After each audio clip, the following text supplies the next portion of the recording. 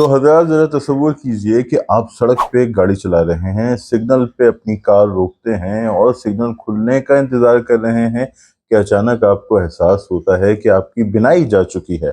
अब आप मज़ीद नहीं देख रहे, आपकी आँखों के आगे अंधेरा छाया है, मगर वो सफ़ेद अंधेरा है। अब आपको ना सड़क दिखाई देती है, ना सिग्नल। हाँ, आपको शोर सुनाई दे रहा है, शोर हॉर्न्स का, लोगों का जो चाहते हैं कि आप अपनी गाड़ी आगे बढ़ाएं ताकि वो भी आगे बढ़ सकें, मगर मुमकिन नहीं है चूँकि अब आप कुछ भी देख नहीं सकते और ऐसे में एक शख्स आपकी मदद के लिए आता है और वो आपको ऑफ़र करता है कि वो आपको घर तक छोड़ देगा, मगर क्या वो आपका दोस्त है, आपका हमदर्द है या एक दगाबाज है, एक चोर है?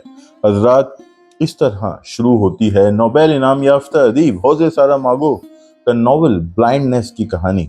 ब्लाइंडनेस जिसका शुमार होज़े सारामागो के बेहतरीन कामों में होता है।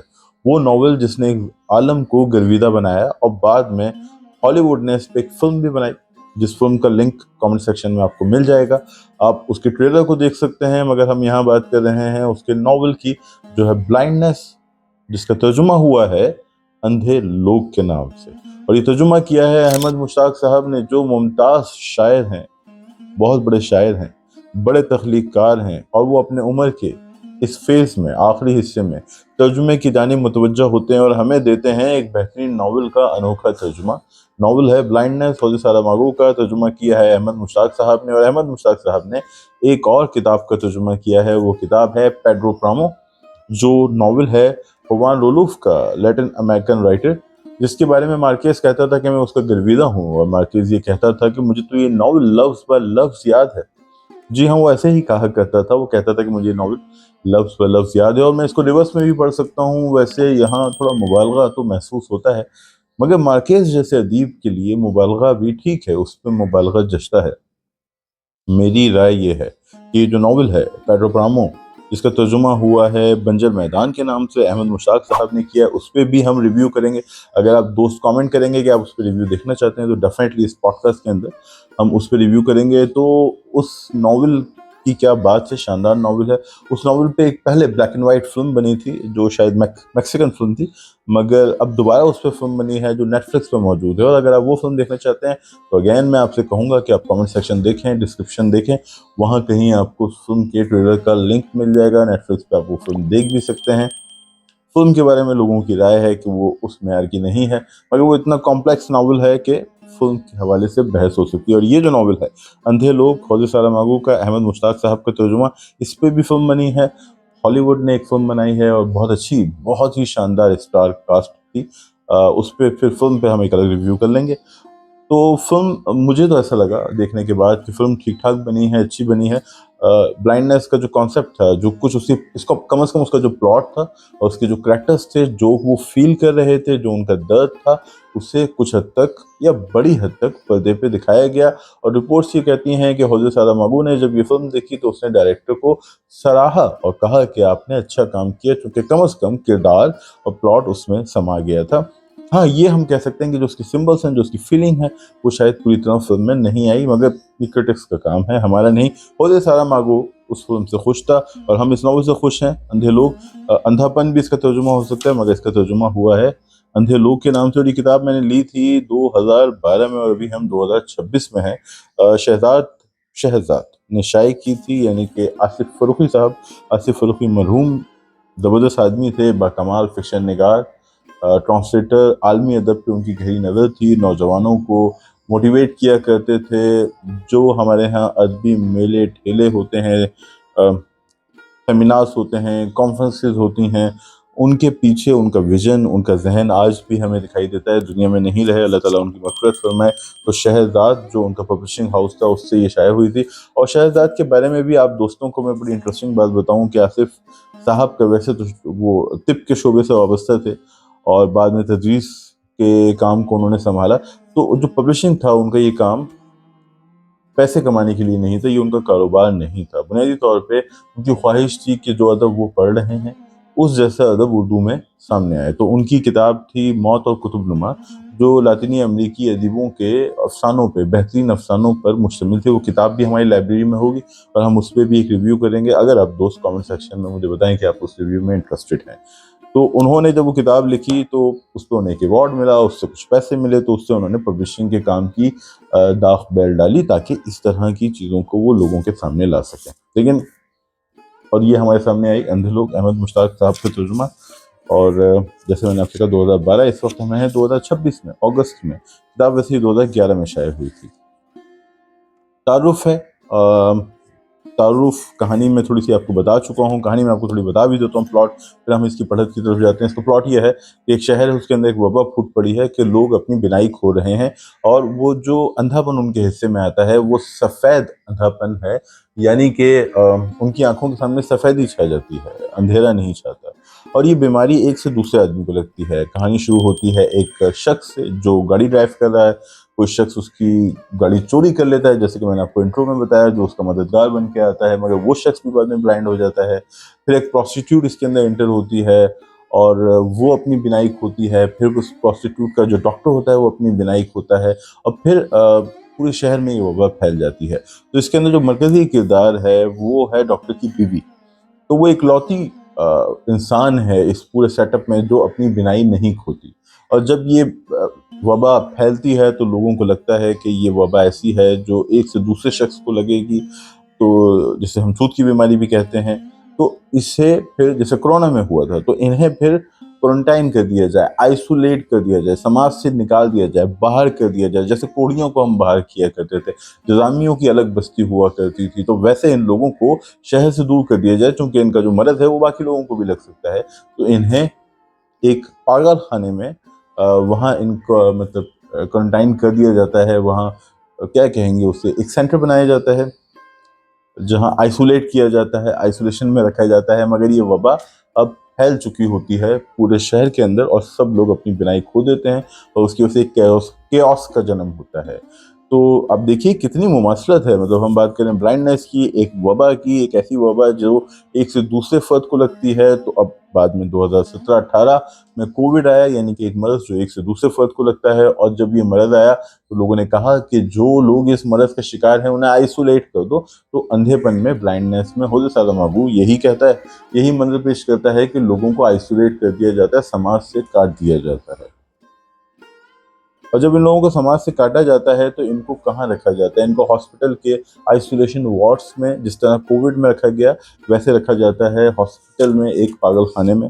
तो वहाँ पागल खाने में क्या होता है, तो वहाँ ये दिखाया गया है कि ताकत, इस नॉवल के अंदर बहुत सी थीम्स हैं। जैसे उसका एक थीम ये है कि हम सोचते हैं कि जो अंधे लोग हैं बुनियादी तौर पे वो मजलूम हैं, हम उनके लिए हमदर्दी महसूस करते हैं, और हम समझते हैं कि वो मजलूम है और दूसरे जालिम हो सकते हैं। लेकिन अगर सब अंधे हो गए तो जो जुल्म का तस्वुर है क्या वो ख़त्म हो जाएगा? क्या सब मजलूम हो जाएंगे, या वहाँ पे भी जुल्म का तस्वुर उन अंधों में भी सामने आएगा? एक मुद्दा ये था जिसको उसने हाईलाइट किया। दूसरा उसका मुद्दा ये था कि जो हमारे समाज में स्ट्रक्चर है वो मर्दाना पैट्रियार्कल स्ट्रक्चर है, पिदरशाही निज़ाम है। उस पिदरशाही निज़ाम में मर्द को मरकज़ियत हासिल है, मर्द फैसला साज है, मर्द के पास ताकत है। लेकिन अगर कोई वबा फैल जाती है और सब लोग ब्लाइंड हो जाते हैं, तो क्या सब लोग इक्वल हो जाएंगे, सब लोग मरीज हो जाएंगे, या एक बार फिर मर्द को बरतरी हासिल होगी? क्या पैट्रियार्कल स्ट्रक्चर जब केओस होगा, जब सब आइसोलेट हो जाएंगे, सब ब्लाइंड हो जाएंगे, तब भी बाकी रहेगा या नहीं? इस सवाल का जवाब इस नावल में आपको मिलेगा। और इस नावल की जो एक बहुत ख़ास बात है वो ये है कि इस पूरे नावल में सिर्फ एक ही औरत है, या एक ही इंसान है जो देख सकता है, वो है डॉक्टर की बीवी। तो ये एक औरत के पॉइंट ऑफ व्यू से भी लिखा हुआ नावल है। मतलब वैसे तो ये third person point of view में है, सिवाय वाहिद मुतकल्लिम में नहीं है। Third person point of view में कहानी लिखी गई है, जैसे गॉड लाइक पोजिशन से टॉल्स्टॉय और दोस्तोयेव्स्की लिखते थे। मगर इसमें जो इकलौता देखने वाला शख्स है वो एक औरत है, और वही औरत लीडर बनती है। तो एक तरह से फेमिनिस्ट पॉइंट ऑफ व्यू से हम देख सकते हैं कि जो इसके अंदर हमारे यहाँ ट्रेडिशनल कॉन्सेप्ट्स हैं, जो समाजी तवक्कुआत हैं और तसव्वुरात हैं, यानी कि जो हमारे मफरूज़े हैं, फिदरशाही मफरूज़े और समाजी तवक्कुआत, क्या ये नावल उन्हें चैलेंज करता है या नहीं? तारुफ है, और उसके बाद फिर फ़ौरन ही नावल शुरू हो जाता है। और ये तारुफ आई बिलीव आसिफ फ़ारूकी साहब ने ही लिखा होगा या अहमद मुश्ताक साहब ने लिखा होगा। और बैकग्राउंड अगर बैक पे हम देखें, उस वक्त इसकी कीमत 400 रुपये थी। मुझे नहीं लगता अभी ये किताब 400 रुपये में होगी, 1000-1200 रुपये में डेफिनेटली होगी। और इंतज़ार साहब ने डॉन में एक कॉलम लिखा था, और जिसमें वो लिखते हैं, अंधे लोग सारामागो के नए दौर की किताब है। ये 1995 में शाये हुई और जल्द ही खूब फरोख्त होने वाली किताब बन गई। ये उन लोगों की अजीब कहानी बयान करती है जो तेजी के साथ अपनी बिनाई गुम करने लगते हैं, यहाँ तक कि पूरा शहर अंधा हो जाता है। इसके नतीजे में बड़ा इंतशार पैदा होता है और अंधे लोगों का हुजूम अपनी मकरू ख्वाहिशात की वजह से अंधे होकर हर कैद-ओ-बंद से आज़ाद हो जाता है।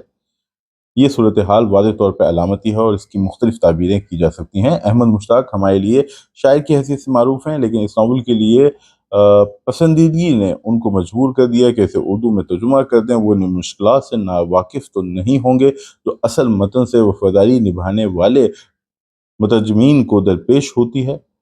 बहुत से तर्जुमे असल मतन से कुर्बत के नाम पे असल मतन से भी और उस ज़बान से भी जिस ज़बान में तर्जुमा किया गया है गड़बड़ पैदा कर देते हैं। एनीवेज़ यहाँ पे इंतज़ार साहब का अपना नुक्ता निगाह भी सामने आ रहा है कि ये जो बहस चली थी कि आप मतन से मुखलिस हों, यानी कि जो अंग्रेज़ी में लिखा गया है या जिस ज़बान में भी टेक्स्ट अब तक आया है, उस ज़बान का जो स्ट्रक्चर है, जो ज़ायका है, जो अंदाज़ है, उसी को फ़ॉलो किया जाए।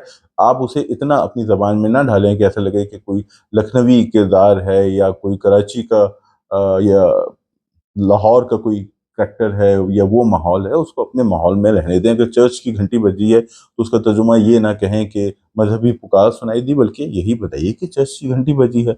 एक बहुत ही मारूफ ट्रांसलेटर थे, उन्होंने कहा कि जब चर्च की घंटी का तर्जुमा उन्होंने किया अज़ान की आवाज़, और वो सीनियर थे, मैं एहतराम में सिर्फ़ मुस्कुरा के रह गया, क्या कहूँ?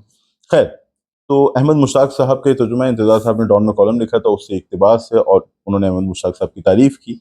अच्छा, ये बड़ा कॉम्प्लेक्स मामला है। हौज़े सारामागो का जो अंदाज़ था लिखने का वो बड़ा अजीब था। जैसे उसके यहाँ बहुत तवील जुमले होते थे। अब तवील जुमलों से क्या मुराद है कि उसके यहाँ कॉमास नहीं होते थे, फुल स्टॉप नहीं होते थे, कॉलन्स नहीं होते थे, सेमीकोलन नहीं होते थे, उसके यहाँ रुमूज़ औक़ाफ़ बुनियादी तौर पे नहीं थे। अगर आप इस पेज को भी देख सकें, मुझे नहीं पता वैसे कितना देख सकते हैं, इसमें कॉमास तो हैं, वो भी जहाँ उसका जी चाहा उसने लगा दिए, और फिर यहाँ एक आके फुल स्टॉप आता है और आगे भी इसी तरह के मामलात हैं, तवील पैराग्राफ हैं।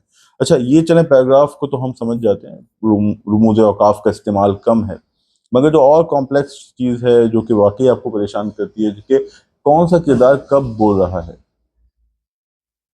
माज़रत, चूँकि हम इसको बिल्कुल नेचुरल माहौल में शूट कर रहे हैं, तो हो सकता है गाड़ियों की आवाज़ें भी आपको सुनाई दें। तो मैं अर्ज़ कर रहा था कि हम नेचुरल माहौल में शूट कर रहे हैं, हो सकता है गाड़ियों की आवाज़ें भी आपको सुनाई दें, तो उसके लिए पेशगी माज़रत, मगर ये भी शायद इस व्लॉग का हिस्सा है। तो ख़ैर, मैं आपको बताया था कि हौज़े सारामागो का जो अंदाज़ है, वो बड़ा डिफरेंट है, चूँकि वो कॉमास बहुत कम लगाता है, फुल स्टॉप बहुत कम लगाता है, पूरे-पूरे पैराग्राफ लिखता है, मगर सबसे ज़्यादा मुश्किल सिचुएशन आती है जब बहुत सारे किरदार बात कर रहे होते हैं और आपको ये नहीं बताता कि कौन-सा किरदार क्या कह रहा है। वो फुल स्टॉप ही नहीं लगाता, वो इन्वर्टेड कॉमास को तो छोड़ो, फुल स्टॉप ही नहीं लगा रहा, वो पैराग्राफ ही नहीं बना रहा। तो एक तरह से उसने अपना ही एक ढब इख्तियार किया था, और इसका जब तर्जुमा कुछ लोगों ने पढ़ा तो उन्होंने कहा ये तो नाकिस तर्जुमा है, क्योंकि इससे तो पता ही नहीं चल रहा कि कौन सा किरदार कहाँ बात कर रहा है।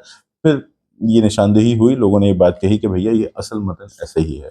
बस अब मैं वक्त नहीं लूंगा, क्योंकि व्लॉग की मतलब दौरानिया ज़्यादा तवील ना हो, तो हम सिर्फ ये पहला पैराग्राफ पढ़ेंगे। आगाज़ करते हैं। ट्रैफिक की पीली बत्ती रोशन हुई, जिसके सुर्ख होने से पहले सबसे आगे वाली दो गाड़ियां जल्द से निकल गईं। पैदल चलने वालों के लिए सड़क को पार करने के लिए मखसूस रास्ते पर बना सब्ज आदमी वाला निशान रोशन हुआ।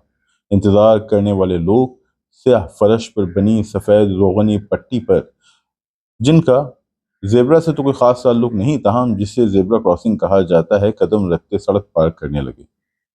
गाड़ियों वालों के बेसब्र पाँव क्लच पर रवानगी को तैयार, कभी आगे बढ़ते कभी पीछे हटते, उन बेचैन घोड़ों की मिसाल जिन्हें एहसास हो जाता है कि चाबुक अब पड़ा कि अब पड़ा। पैदल चलने वालों ने सड़क को पार करना भी अभी ख़त्म किया है, लेकिन गाड़ियों को गुजरने का अज़न देने वाले इशारे में अभी चंद सानिये की ताख़ीर है।